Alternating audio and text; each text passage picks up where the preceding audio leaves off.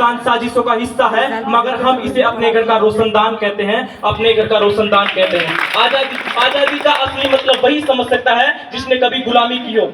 हम सौभाग्यशाली है कि हमने स्वतंत्र भारत में जन्म लिया। यूं तो आजादी की लो 1857 में ही चल चुकी थी, जो वर्षाल बनकर 1947 में हमारे देश को आजाद कराई। मैं मध्यकालीन प्राचीन और वर्तमान भारत के उदाहरण से स्पष्ट करना चाहूंगा कि जब हम फिरंगियों के फेरे में फंस चुके थे तो रंग दे बसंती एक चोला की आवाज पर टोले के टोले उमड़ रहे थे, और उनके उससे तूफान में आने वाला 5-5 डिग्री का तूफान अंग्रेजी शासकों की जड़ों में नींव उड़ा देता था।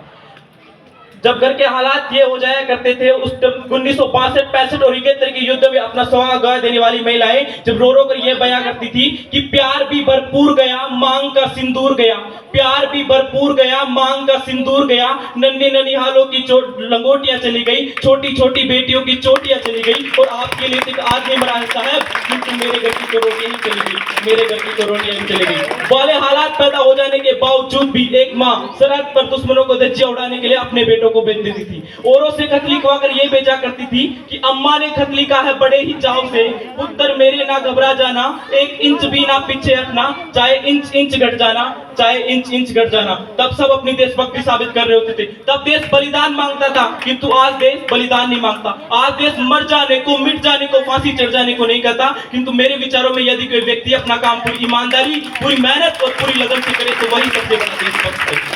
मैं नहीं मानता कि फेसबुक और इंस्टाग्राम की डीपी को 3 रंग में रंगना ही देशभक्ति है। और यदि आप कहेंगे कि साल में 2 बार तिरंगा हाथ में ले लेना ही देशभक्ति है, तो मैं पूछना चाहूंगा, फुटपाथ पर रहने वाला वो बच्चा तिरंगे ट्रैफिक की छांव में नंगे पांव में जब तिरंगा बेच रहा होता है, तो क्या आप उसे उसके पेट देशभक्ति कहेंगे? नहीं, ये उसकी देशभक्ति नहीं, उसके पेट के भूख की शक्ति है जो उसे ऐसा करने पर मजबूर कर रही है। असल मायने में हमारा राष्ट्र निर्माण तब संभव होगा जब सड़क पर चलने वाला प्रत्येक व्यक्ति स्वच्छ भारत में हाथ बढ़ाएगा। सरकार नहीं बल्कि हर व्यक्ति को हमारे देश की जिम्मेदारियां समझनी होगी। हमारे देश की जिम्मेदारी नहीं हमें आगे ले जाने की, बल्कि हमारी जिम्मेदारी अपने देश को आगे ले जाने की। तो अंत में यही कहना चाहूंगा, मेरा भारत महान था, महान है और महान रहेगा। मेरा भारत महान था, महान है और महान रहेगा। होगा हौसला सबके दिलों में बुलंद, पाकिस्तान भी जय हिंद कहेगा, पाकिस्तान ही क्यों सारा जहां जय हिंद कहेगा। जय हिंद।